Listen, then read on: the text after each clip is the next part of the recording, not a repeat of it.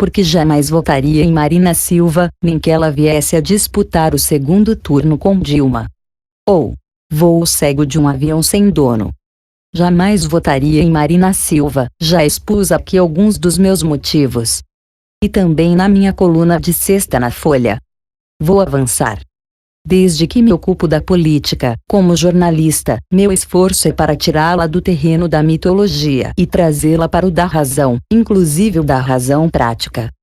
Poderia votar em Dilma contra Marina, Reinaldo. Também é impossível. Os petistas me incluíram numa lista negra de jornalistas. Eles querem a minha cabeça e, se pudessem, pediriam a meus patrões que me botassem na rua. Desconfio até que já tenham pedido, não sei. Mas não levaram. Não sou suicida. Não me ofereço àqueles que se pretendem meus feitores. Mas, reitero, nem tudo que não é PT me serve, e Marina não me serve. Mas acho que alguns de seus ditos conselheiros estão perdendo o juízo e querendo se comportar como os catões da República. Já chego lá. Os cardeais da papisa, Marina Silva não é candidata a presidente da República, mas a papisa de uma seita herética, e suas heresias são praticadas contra a democracia representativa. Ela não concede entrevistas. Seus cardeais falam por ela. A Folha, quem garantiu a independência do Banco Central foi Maria Alice Setúbal. Já expliquei e insisto. Se o sócio de um grande banco viesse a fazer tal promessa como porta-voz do tucano Aécio Neves ou da petista Dilma Rousseff, nós, da imprensa, não perdoaríamos o deslize. Como se trata de Marina, parece evidência de sabedoria. Tenham paciência. Banqueiros não podem fazer política. Podem e devem. Mas convém não misturar carne com leite nessas coisas. E ponto.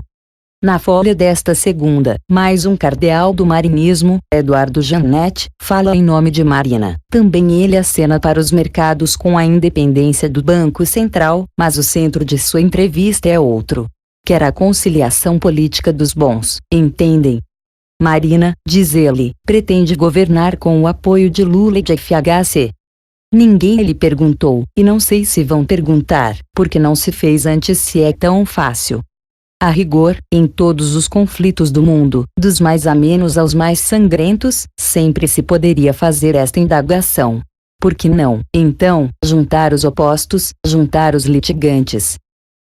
Jannetti teve uma ideia que poderia, enfim, ter evitado todas as guerras, até a de Troia, como num poema de Mário Faustino. Estava lá Aquiles, que abraçava enfim Heitor, secreto personagem do sonho que na tenda torturava.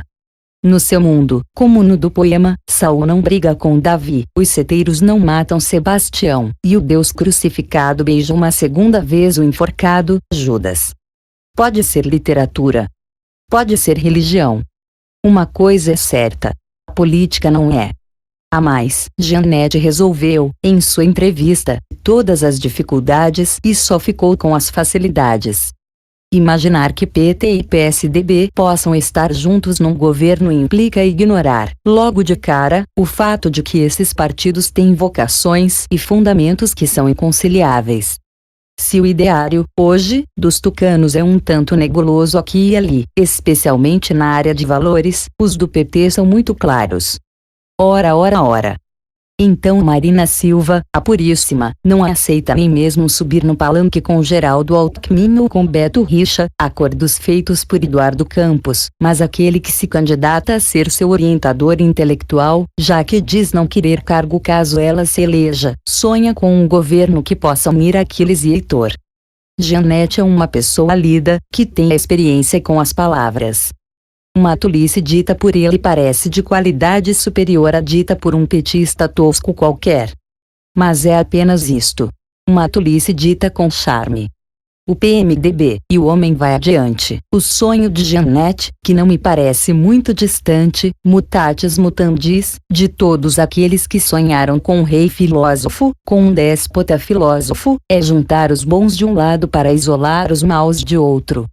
Ele pega carona na fácil demonização do PMDB. Dá a entender que essa é a força que tem de ficar do outro lado da trincheira. Marina, então, seria eleita pelo PSB, com o apoio de FHC e Lula e outras almas superiores do Congresso. Uma conspiração dos éticos se formaria e pronto. Tudo estaria resolvido.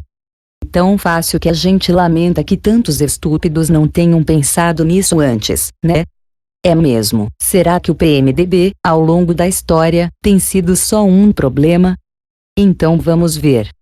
Marina Silva apoia o Decreto 8.243, aquele que nem é exatamente de Dilma, mas de Gilberto Carvalho. No horizonte da turma que defende esse lixo autoritário, está, inclusive, o controle da imprensa, sim, senhores. Por conselhos populares. Marina não vê mal nenhum nisso porque, afinal, já deixou claro, não dá bola para partidos ou para instâncias formais de representação. O PMDB pode não ser exatamente um convento de freiras dos pés descalços, mas lembro que o partido, em seu congresso, apoiou uma das mais claras e fortes resoluções contra qualquer forma de censura à imprensa. Sugerir que o PMDB atrapalha a democracia ou a torna ingovernável é mais do que um erro. É uma mentira. O avião. Hoje é dia 25 de agosto. Eduardo Campos morreu no dia 13. Até agora, ninguém sabe a quem pertence o avião. Marina, que voou muitas vezes naquele jatinho e que herda, pois, os instrumentos aos quais recorreu o PSB para fazer campanha, se nega a falar do assunto, como se ele não lhe dissesse respeito. Diz, sim. Quem se pronunciou foi Beto Albuquerque, candidato a vice. Curiosamente, cobra explicações da Polícia Federal. Como? Aquele que era um dos homens mais próximos do presidenciável morto está exigindo respostas em vez de dá-las. O PSB, vejam vocês, inventou o avião sem dono. Marina, a mais ética entre os éticos, não aceita doação, no caixa 1, o oficial e registrado, de empresas disso e daquilo, mas faz ares de santa da floresta. Quando se questiona a quem pertencia um jatinho que custava alguns milhões, é essa nova política de que tanto se fala? Vamos ver o que vem por aí. Candidaturas e mandatos já foram caçados por muito menos. Que se apure tudo, mas há um cheiro fortíssimo de caixa 2 na campanha, não é mesmo? Messianismo. Marina carrega nas tintas de uma espécie de messianismo pós-moderno, assim, meio holístico maluco beleza. A Veja desta semana atrás na capa. A reportagem, qualquer um pode constatar, não lhe é nada hostil. A figura desenhada nas páginas chega a ser simpática. Um trecho, no entanto, chamou especialmente a minha atenção. No dia 18, 30 membros da Rede se reuniram em São Paulo para discutir a morte de Campos. Debate político? Claro que não! Isso é coisa superada. Era um papo de outra natureza.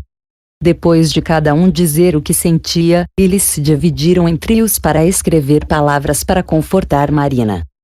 E, gente na rede, que Jeanette quer ver no governo com o apoio de Lula e FHC, não existem vitoriosos e derrotados quando se debate uma ideia. Há um troço chamado consenso progressivo. A exemplo do cassino do Chacrinha, a reunião só acaba quando termina, e todos ganham. Em maio, para definir os dois porta-vozes da rede, eles ficaram reunidos por 18 horas. Tinha de ser um homem e uma mulher para contemplar as diferenças de gênero. Tenham paciência. Conheço gente que já frequentou esse círculo de iniciados. A coisa parece ser mesmo do balacobaco. Marina é o Pablo Capilé da floresta, e sua rede lembra, em muitos aspectos, o tal grupo Forableixo. As pessoas lhe dedicam um silêncio reverente e estão certas de que ela mantém mesmo certa comunicação com entes que não estão exatamente entre nós.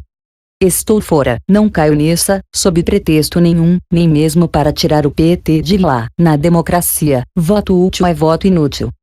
Se Deus me submetesse à provação, espero que não aconteça, de ter de escolher entre Dilma e Marina, escolheria gloriosamente nenhuma.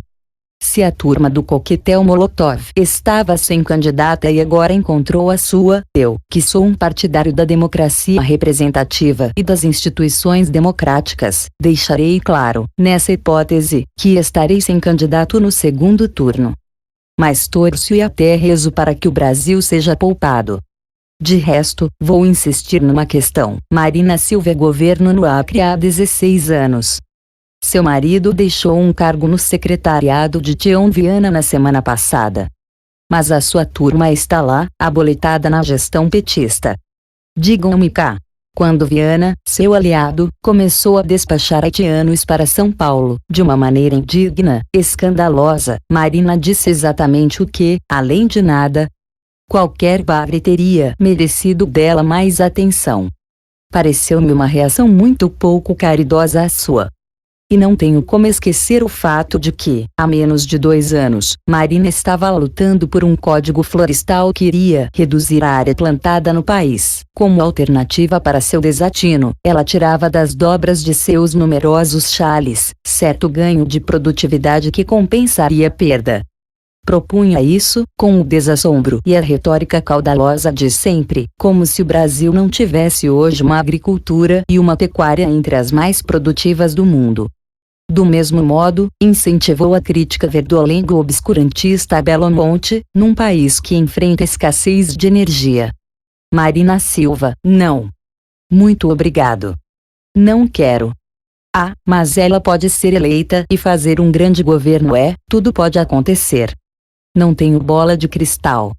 Quando voto, levo em conta o passado dos candidatos, suas utopias, suas prefigurações, sua visão de mundo, o apreço que tem pela democracia, a factibilidade de suas propostas.